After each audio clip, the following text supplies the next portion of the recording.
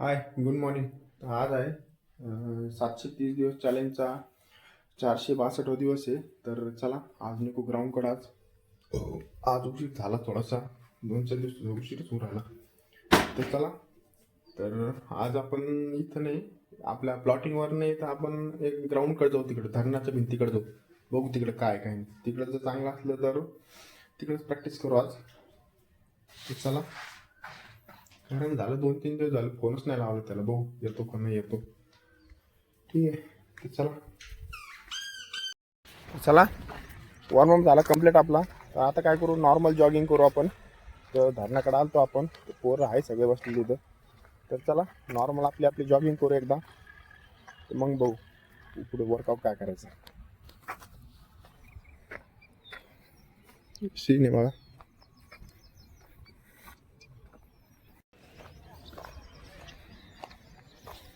वरती कोण नाही आता, पाणी लय भरला आज.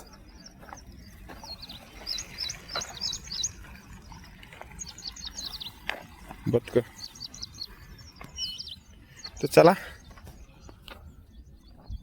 हाय वाटतं कुत्रे बसले तिथं. तर आज चला अर्ध्यातून आपण हाफ राऊंड मारून येऊ, तेवढं पाय फ्री करून घेऊ, कारण की तिकडे रनिंगच होत नाही आपली.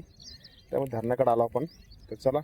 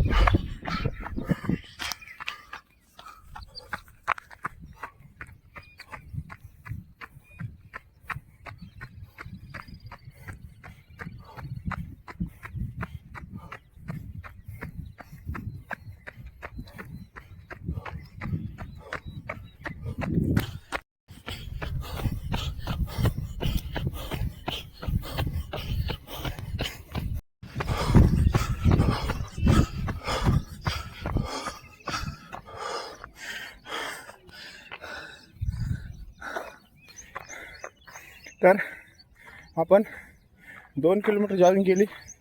विहिरीपासून आपण रिटर्न आलो, एकदम नॉर्मल स्पीडमध्ये गेलो आणि नॉर्मल स्पीडमध्ये आलो.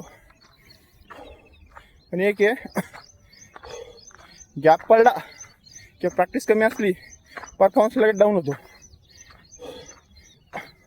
कारण की गॅप पडला ना तर सगळ्यात मेन गोष्ट कोणती माहिती का, दम लागतो आणि पाय जड पडते, 2 गोष्टी. त्याच्यामुळे काय करायचं, कधी पण गॅप पडल्यावर हळूहळू सुरुवात करायची रनिंगची. पहिले 8-10 दिवस काय करायचं, नॉर्मल रनिंग करायची, स्पीड वर्कआउट करायचं नाही. स्पीड वर्कआउट केला तर इंजरी व्हायची शक्यता असती.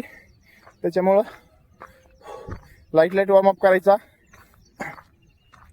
त्याच्यानंतर स्पीड वर्कआउट टाळायचे. टेम्पो रन नाहीतर इंटरव्हल ट्रेनिंग, ह्या ट्रेनिंग करायच्या. आणि काय स्पीड नसती, फक्त कंटिन्यू स्टॅमिना काम असतं. त्याच्यानंतर हळूहळू आपले पाय पण रुटीनमध्ये येते, आपलं स्टॅमिना रुटीनमध्ये येतो, ब्रिथिंग सिस्टम रुटीनमध्ये येते. त्याच्याने मग नंतर आपल्याला स्पीड वर्कआउट करता येतो. ही मेन गोष्ट आहे. तर ही गोष्ट लक्षात ठेवा, सुट्ट्या पडल्या ना तर डायरेक्ट स्पीड वर्कआउट करायचं नाही. 7-8 दिवस 10 दिवस थांबा, तर रिकव्हरी होईल तुमची, तर परफॉर्मन्स चांगला निघेल. तर चला आता काय करू, आज स्किपिंग मारू आपण. वरती मारायचं आपलं स्किपिंग, सीधं मारू आपण. खालून आता सामान आणू आपलं बॅग आणि वरती वर्कआउट करू आज. तर चला.